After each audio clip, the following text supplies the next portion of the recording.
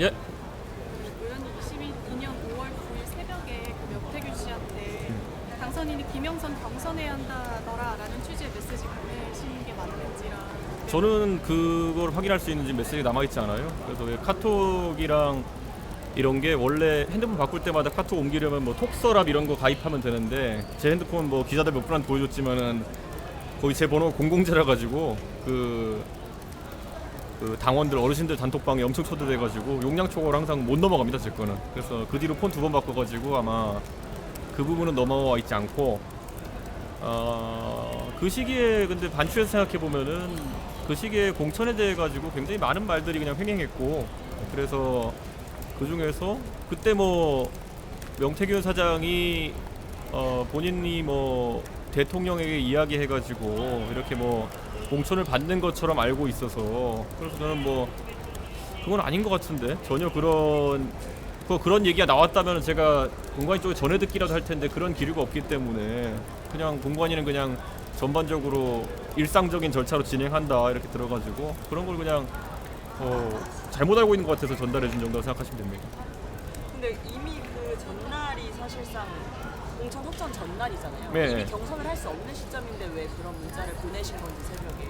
그러니까 저도 그러니까 이게 뭐냐면요. 그 예전에 21대 공천 때도 한번 그런 일이 있었는데요. 경선을 할 수 없다라는 건 이제 안심번호 경선을 할 수 없는 지경이다라는 거고요. 근데 우세 지역으로 나오는 곳들 같은 경우에는 막판에 이상하게 막 유선전화 경선하는 경우도 있었어요. 그게 예전에 21대 때 금정구에서 마지막 날인데 황교안 대표님이 엎으셔가지고 그때 백종원 의원님이 그때 되셨을 때 그때 그거에서 한번 한 적이 있었고 그래서 절차적으로 뭐 공천이란 게 워낙 파란만장하기 때문에 뭐 저도 그냥 전혀 그러니까 무슨 뭐 김영선 의원 단수를 준다든지 뭐 이런 분위기가 확인된 게 없어가지고 그냥 전 전원한 겁니다. 그 아까 대표 말씀하신 그런 명이 잘못 알고 있어서 얘기했다는 거는 이미 그러면 윤 당선인과는 소통을 좀 하고 있었다는. 제가요?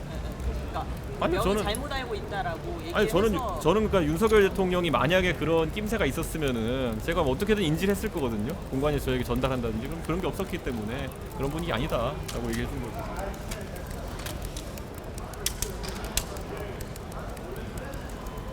그 이후에 명태균 씨한테 뭐 윤 대통령한테 전화가 왔다, 김영선 공천 주겠다고 이런 취지의 연락을 받으신 기억이 있으시죠? 그거는 없고 제가 알기로는 10일이 이제 공천이 되는 날일 텐데 10일 오전에 이제 공관위 쪽에서 한번 연락을 받은 적이 있고 대충 그때는 이제 6개 지역인가 7개 지역인가 거기 전반적으로 공천이 어떻게 진행될 것 같다에 대한 얘기를 받은 기록이 있습니다. 그게 혹시 윤상현 당시 공관위원장한테. 네, 공관위원장하고 저는 거의 뭐 하루 이틀에 한 번씩 얘기를 했거든요. 근데 제가 지금 와서 그거를 기록들을 확인해 보니까 저희가 창원 의창보다는 개항에 대해 가지고 얘기를 되게 많이 했습니다. 그래서 그때 마지막 날까지도 제가 그날 그 전화에서 주로 얘기했던 거는 개항에 원래 저희가 전직 의원 한 분을 영입하려고 했었는데 그분이 이제 윤상현 의원과 좀 친분이 있는 것 같아서 그 영입을 시도하다가 최종적으로 불발되었다. 그래가지고 공관에서 원래 원한 대로 윤영선 그 당시 위원장 공천하기로 했다. 뭐 이런 취지의 내용으로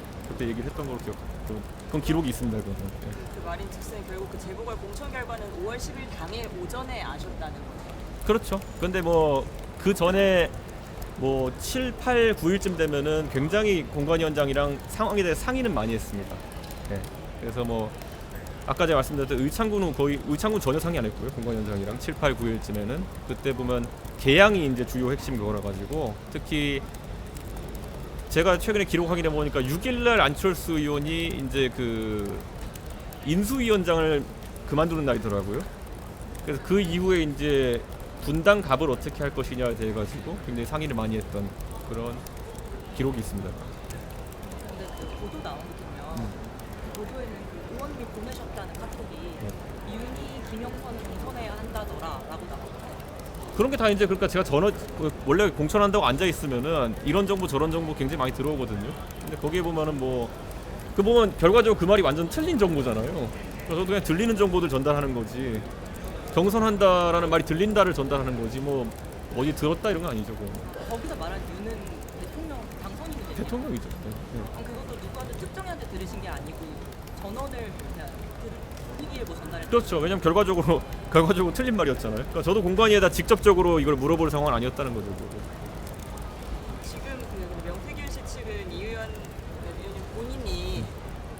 대통령실을 뭐 이용하려다가 이 사태가 불거졌다 이렇게 주장을 하잖아요. 그 주장에 대해서 좀 저는 그거는 명태균 측이라고 자꾸 쓰지 않았으면 좋겠는 게 저에 대해서 아주 공격적으로 임하는 한 변호사가 하고 있는 거기 때문에 저는 그거는 명태균 사장님 변호인을 정말 잘못 골랐다라는 인식을 가지고 있습니다. 그래서 원래 변호인이라는 사람이 그 수임한 의뢰인의 변호에 집중해야 되는데 지금 엉뚱한 행동을 해가지고 지금 오늘 영장 심사도 있을 텐데 솔직히 어떤 방어를 했을지 잘 모르겠습니다.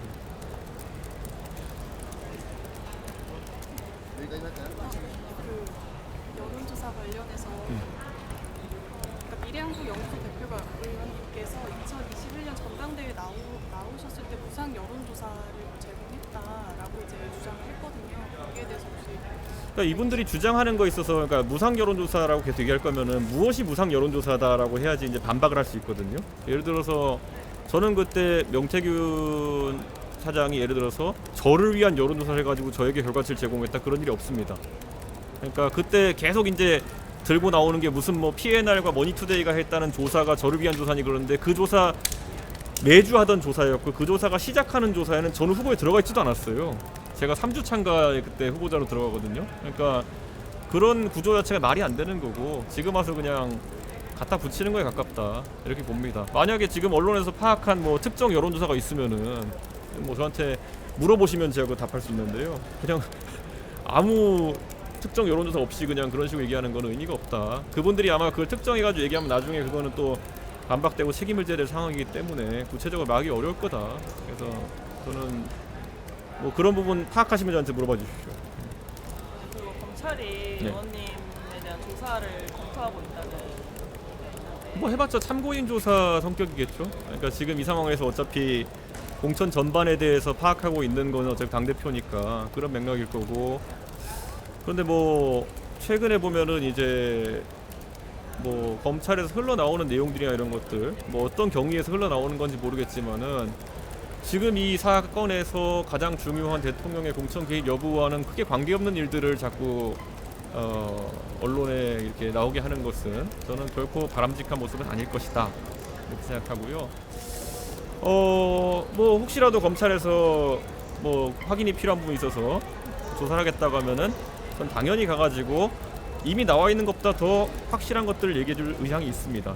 예를 들어서 이번에 하도 저한테 미국에 있는 동안 미국이 아니라 브라질에 있는 동안 새벽에도 이렇게 언론인들이 질문 주셔가지고 저도 이제 기록을 몇 개 찾아봤는데 뭐 사실 대통령께서 공천 시기에 저에게 활발하게 소통하신 기록도 다 확인해봤습니다. 어떤 것들인지 제가 참 옛날 생각나면서 참 웃겨서 말도 안 나오는 것들도 많이 봤고요.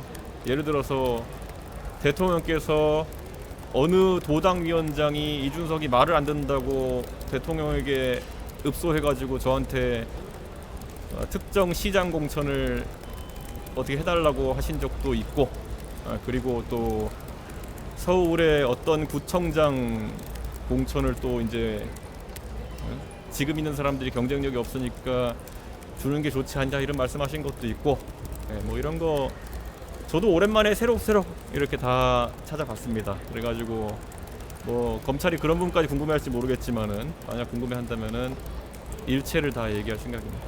근데 지금 검찰에서는 의원님께서 김영선 전 의원의 전략 공천이 무산될 걸 대비해가지고 영사장과 좀 상의한 사실이 있다라면서 뭐 윤상현 의원님도 거론이 됐었고 함성득 교수도 거론이 됐었다 이렇게 계속 나오는데 일절 상의한 게 전혀 없다는 입장이십니다. 누구와 상의를? 명이랑 의원님이 김영선 전 의원님의 전략 공천이 무산될 경우를 대비해서 그런 상황을 논의했었는데 그 논의하는 과정에서 함성득 교수가 명태균 사장 같은 경우에는 계속 본인이 이제 저뿐만 아니라 대통령이나 이런 사람들에게 연락을 했겠죠. 김영선 의원의 공천을 받기 위해 가지고. 그런데 구조만 보시더라도 지금 나와 있는 내용들만 토대를 봐도 결국에는 명태균 사장이 최종적으로 대통령에게 계속 그 재가를 받으려고 움직였던 게 마지막에 급박한 모습 아니겠습니까? 그렇기 때문에 명태균 사장이 실제로 공천의 영향력을 누가 발휘하고 있는지를 알고서 그렇게 행동한 것이 아닐까라는 생각을 합니다.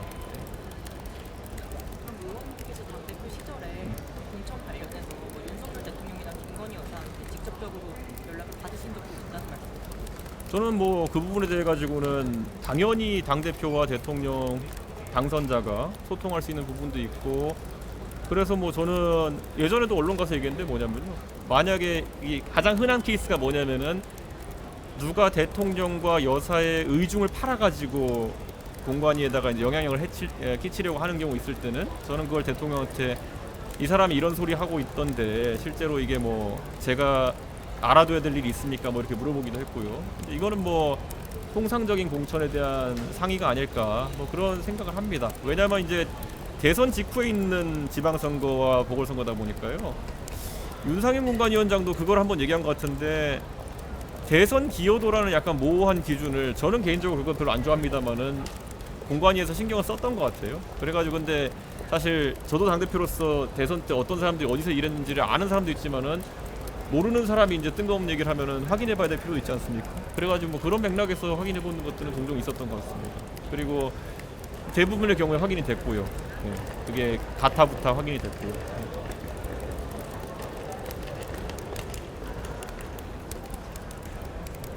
만약 창원지검에서 참고인사 소환하라고 하면 응하실 생각이 있으신가요? 뭐 내용이 뭔지 봐야겠죠. 근데 지금 예를 들어 명태균 사장과 예를 들어 이런 공천 관계에 대한 거라 그러면은 어차피 저는 당 대표야 뭐 공천에 대해 가지고 무슨 말을 해도 상관없는 지위니까 부담이 없는데, 뭐 김종인 위원장 이름까지 나오는 건 뭔지 모르겠어요. 그러니까 김종인 위원장은 그 당시에 당에 계시지도 않았고 그렇기 때문에 약간 그런 게 오히려 저는 어떤 연유인지가 좀 궁금합니다. 네. 김종인 위원장이 과연 이 일에서 어떤 이유로 이름이 나와야 되는 것인지도 약간 잘 모르겠습니다.